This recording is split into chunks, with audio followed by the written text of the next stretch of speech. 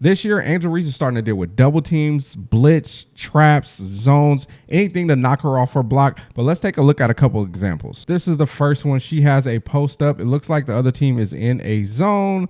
She has a post up and she sealed her player completely under the basket. So let's look how it worked out.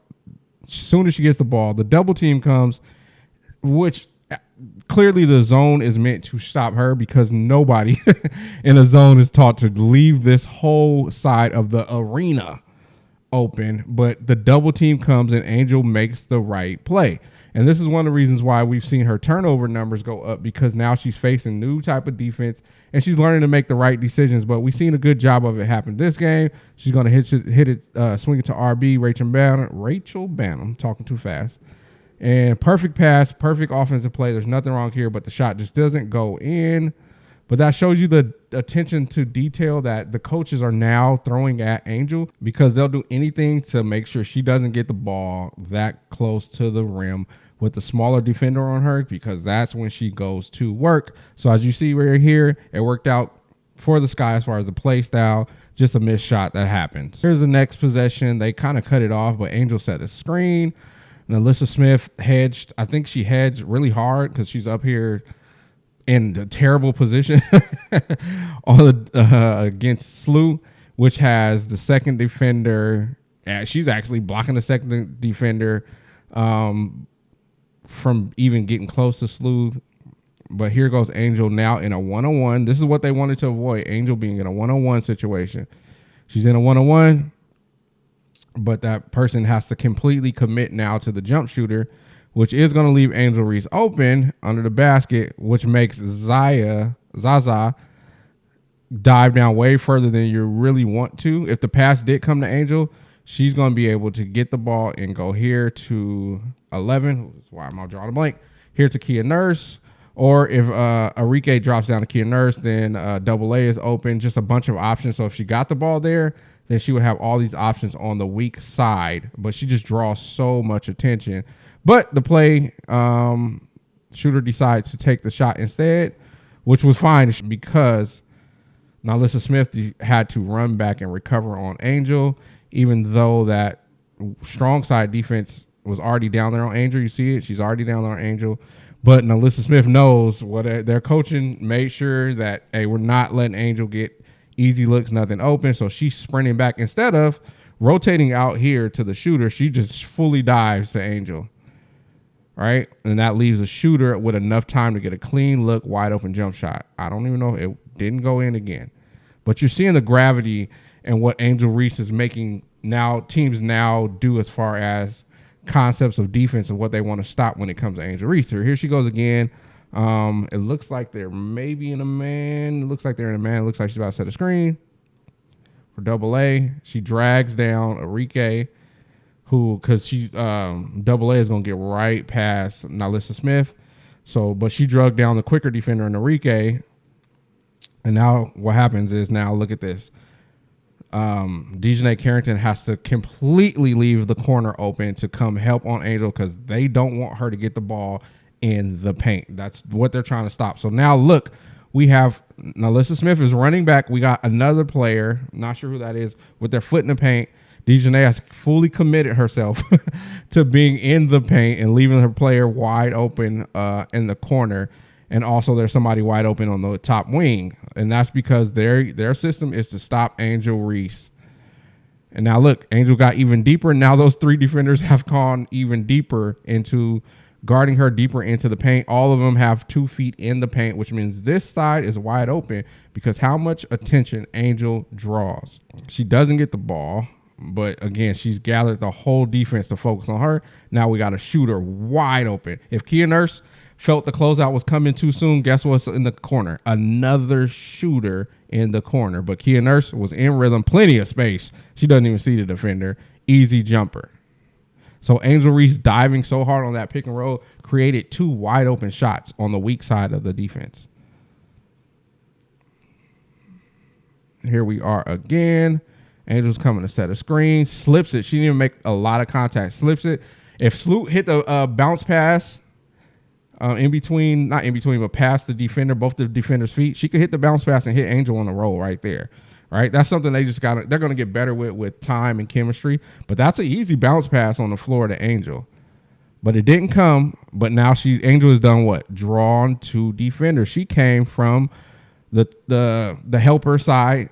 Is that weak side? Weak side helper. And she fully commits. This defender fully commits to diving down to Angel Reese, which is leaving Chicago Sky #1 scorer wide open. And that's an easy 3. And guess what? If Dejanay closed out quicker and AA Ariel Atkins wasn't comfortable with shooting that 3, swing. That's called the pass came to swing. Swing would be Beck Allen in the corner for a wide open shot. Because look at what Dejanay has done. She's fully committed to closing out there. So Beck Allen would have been able, if AA Ariel Atkins decided to swing, it would have been an easy shot for Beck Allen. So again, Angel Reese diving on a pick and roll is creating open jump shots, not just 1 but 2 per possession. Another possession, where's she at? It looks like she may have just set a screen, or she's coming to set the screen now. Now Alyssa Smith leaves her feet because that's a shooter out there. I think that was Beck Allen. That's a shooter she jumps with, is terrible in this position.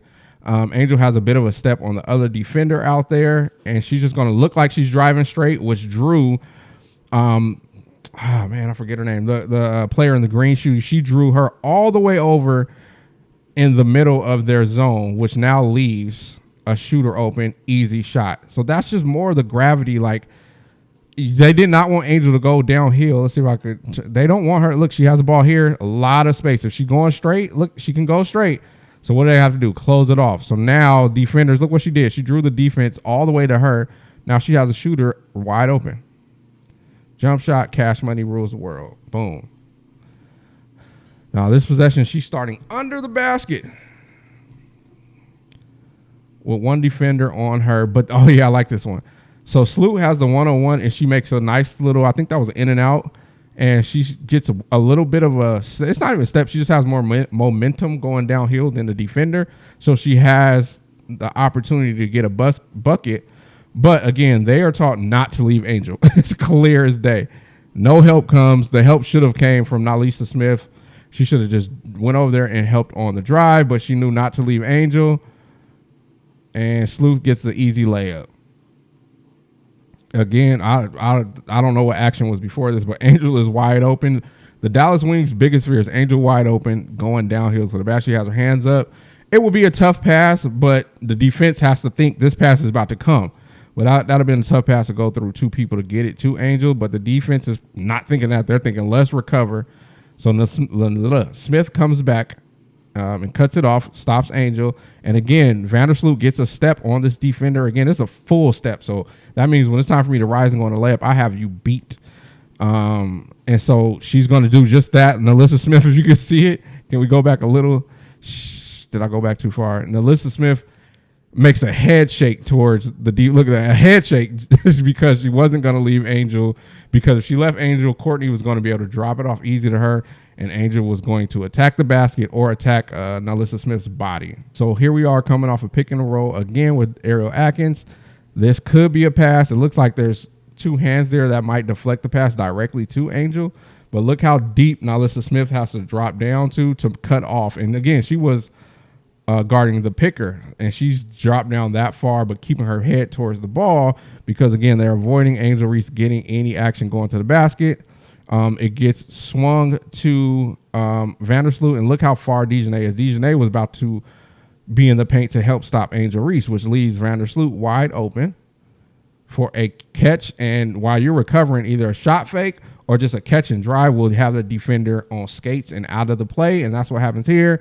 Angel is sealing for the ball, which actually leaves the open lane for Courtney to just do an easy layup. This one right here, I do remember this play. It's what it is showing is just the gravitation. Not sure who's defending Angel, but they are locked in down there, which is not going to leave an opportunity for help defense to come. So that's an easy floater for Beck Allen. Here's Angel again at the top of the key, getting the ball, and she's going to put pressure on the defense by driving past a slower defender. And now this is when they were in man. Now look at Dejanay already diving down, but she's already has a step on Maddie going downhill. So Nalissa Smith has to jump and help. And that means 2 people are healed. She got to see where the help is coming from, so she knows to just give it right where the help came from. And E-Will is going to catch and get an easy layup. That's easy. You can't draw it up any better than that. But that's just the difference in what we are seeing and how we're seeing Angel Reese is being guarded this year, which is no surprise. That's what happens when you're sophomore. People get film on you now, and they come up with different schemes to try to stop you. But this is also a good example of why numbers kind of change going into the second year. If we look at all the sophomore, if we look at all the sophomores before RJ, Rakia got hurt, her shooting percentage was the worst it's ever been. Camilla, outside of that one big game, she's been struggling a lot. Caitlin Clark's 3 points for the last 2 games were 12%. Now teams are scheming for you. They've had a year of footage to look at you. So now it's time to adjust. And the great thing about what's going on with Angela is she is in a new system that, like we seen on the last play, she's at the top of the key a lot. At the first 3 quarters of the game, she's playing at the top of the key. She just does a lot of DHOs, defense, dribble handoffs, DHOs. She's doing a lot of screening and a lot of stuff at the top of the key. So she's learning a new system. I know people focus on just field goal percentage and shot attempts and what happens there. But as you can see, she's affecting the game way more than just a good field goal percentage or a bad field goal percentage. She's affecting the game. And this is just what she makes the defense do, not what she does on the defensive end, which probably needs to be a second video because she is doing a phenomenal job on the defensive end right now. But this just goes to show people. I really could break it down further, but I'm trying to keep it a little fluffy so everybody can kind of understand. But I want to show the impact of what Angel Reese does on the court. I'm AJ. This is my mic. Hold on. Like and subscribe if you want to see more content like this. I got to get used to saying that. But I'm AJ. This is my mic. Peace.